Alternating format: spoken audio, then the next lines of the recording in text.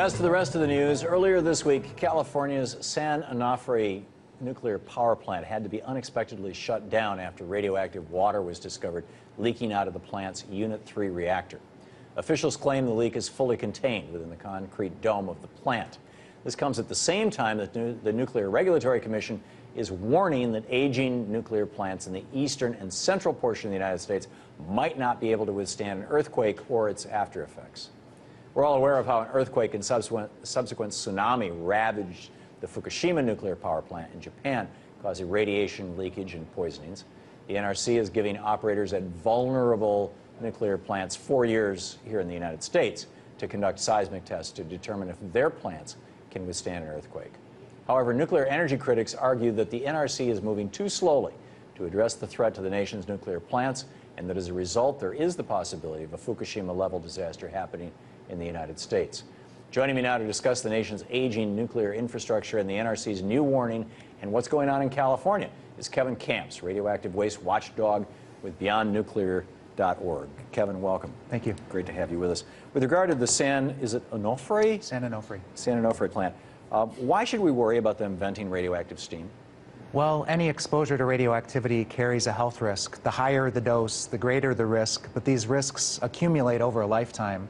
So when the Nuclear Regulatory Commission or Southern California Edison says, oh, it was very low levels, barely detectable, well, the thing is, people live downwind, they live downstream, and we're being exposed to tritium from San Onofre yesterday, from Byron, Illinois, a couple days ago. From Prairie Island, Minnesota, a few days ago, they announced, they let be known that last November they had overflowing tritium. And the Prairie Island Indian community lives hundreds of yards away from this facility. That's incredible. So we've got a tritium atom here behind. What is tritium? Why should we care?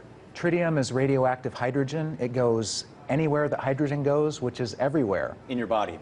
In your body, in the environment. It can go down to the DNA level inside your body, and it packs a pretty powerful punch at the DNA level or in your cells or your organs. That would be the electrons and particles and whatnot. It's a beta emitter, but if you were to listen to the Nuclear Regulatory Commission or the nuclear industry, they treat tritium like it's not even radioactive, or they say, well, you know, it's mildly radioactive and it dilutes into the environment. Wait a minute, a beta emitter, it's throwing off a proton?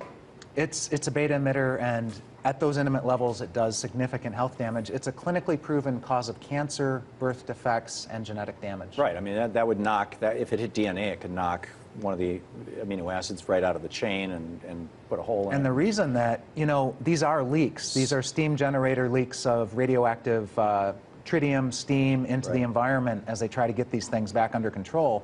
But they allow these tritium releases on a regular basis by permit because they can't filter it out.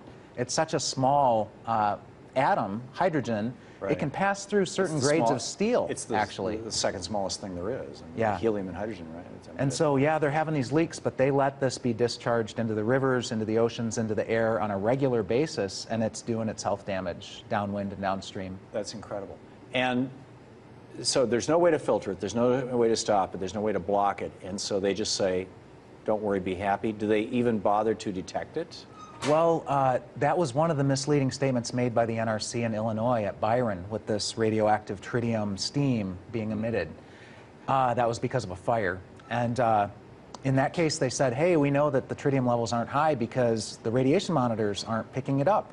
Well, a group that we work with called Nuclear Energy Information Service did an immediate FOIA to the state, and the state of Illinois said, we don't have monitors on site that can detect tritium. We have to send that out to a lab. So we don't know what the levels are yet. So the deception is just all too commonplace. So they don't even monitor for this stuff because there's no way to filter it out. So they're all. So well, they do some monitoring, they do sampling, but it takes time to get the results back. So when they said it's all safe, you can't say that a radioactivity release is safe. That's a misnomer. There's no safe level of exposure to radioactivity. Right. They've done a cost benefit, and they've decided it's acceptably risky. Right, yeah, in their opinion. It's like the X-ray porno scanners. They know that 100 Americans are probably going to get cancer from them. Well, that's worth not having a terrorist incident. New lid steam generators, what's the deal with this? This is a San Onofre? Well, the amazing thing about this steam generator tube rupture at San Onofre is that this is a new steam generator. These are just over a year old. and they have defects, and they're failing. These were supposed to last like 25 years. It's just over a year old. So we're seeing the same thing at 3 Mile Island. We're seeing the same thing at Arkansas Nuclear 1. Brand new steam generators. These are major organ transplants. The old ones were too degraded to keep using. Right. So they put new ones in, and these are failing. So these decades-old reactors... Where are these things made? Well, the one at San Onofre, I don't know for sure, but the one at 3 Mile Island and Arkansas Nuclear 1, that's a French product. That's Areva of France that supplied those steam generators. And they're not working here? These, you mentioned lids. Brand new lids from a company called Babcock and Wilcox Canada have been installed on 6 reactors, but we know from the Palisades reactor in Michigan that their brand new lid from the same factory is defective.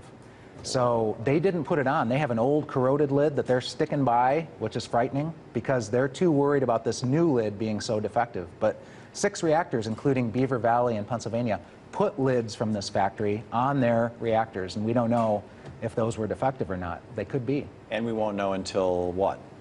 Well, we're seeing tube ruptures at San Onofre. If you have a domino effect, a cascade of tube ruptures, and there's thousands of these tubes in these steam generators, right, you could have a loss of coolant accident in the core, which could lead to a meltdown, which could lead to China syndrome, burn through containment, and a catastrophic radioactivity release. So it could become Fukushima, worse than Fukushima, or well, you could have a actually we don't know yet how bad Fukushima is going to get. I mean, if you have a bad enough steam generator failure, and we had a close call at Indian Point near New York City. It was February of 2000. They blew a steam tube.